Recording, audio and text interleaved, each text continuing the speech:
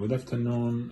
We will have an interview with the immigration attorney, Mrs. Beth Hofman. Kindly, she accepted our invitation, and we are here at United Way Community Help Center.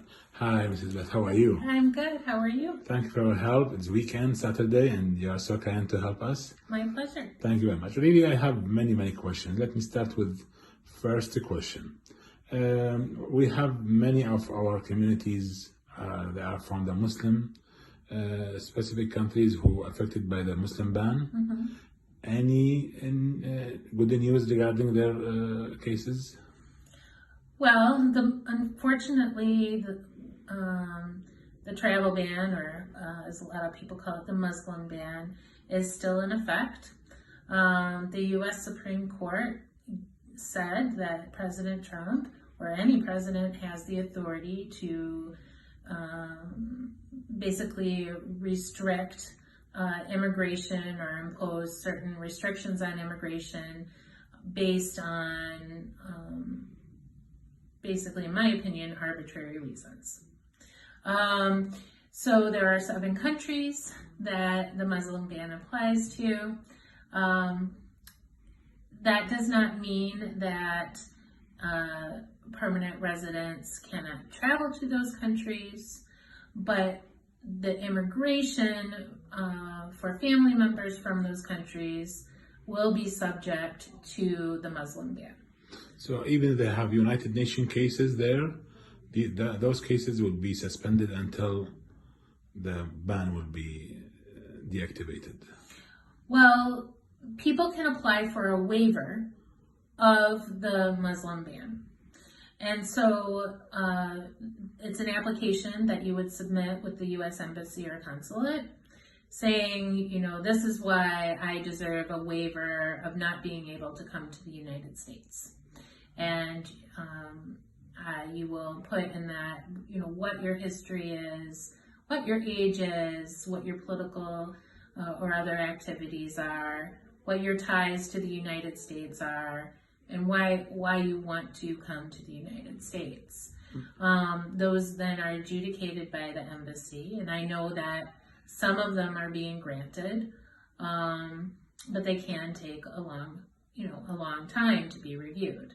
But the travel ban doesn't mean, you know, absolutely no immigration or no applications. It just means that there is a lot of red tape, meaning a lot of paperwork and a lot of arguments that you have to make to show the government that you are deserving of coming to the United States, deserving of getting a waiver. And your office can help with these waivers?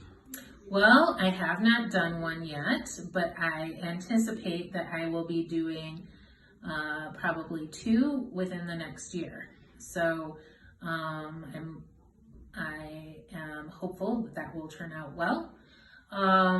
You know, that is to say, even if you make the best waiver case, like with anything with immigration, in the end, it's the government that makes the decision.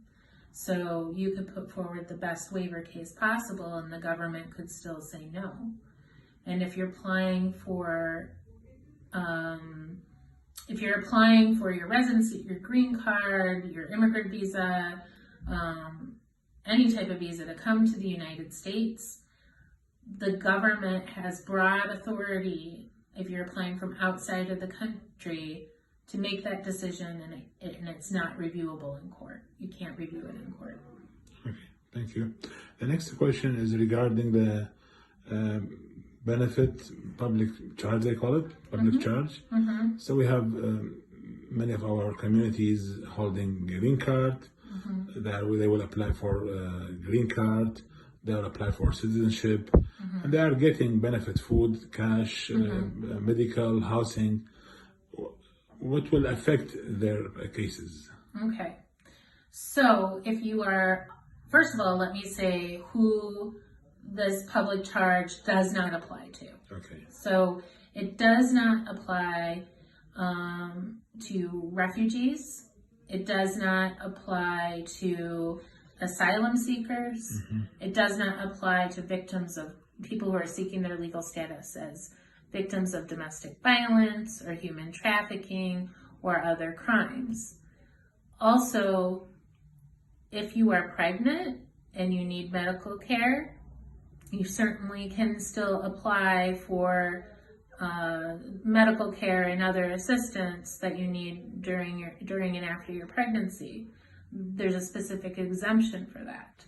So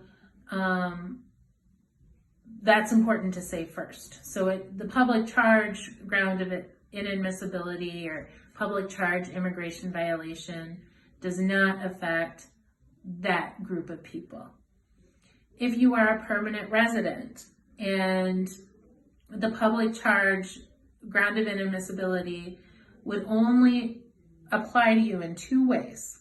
One, if you were outside of the United States more than 180 days and then you came back into the country, then present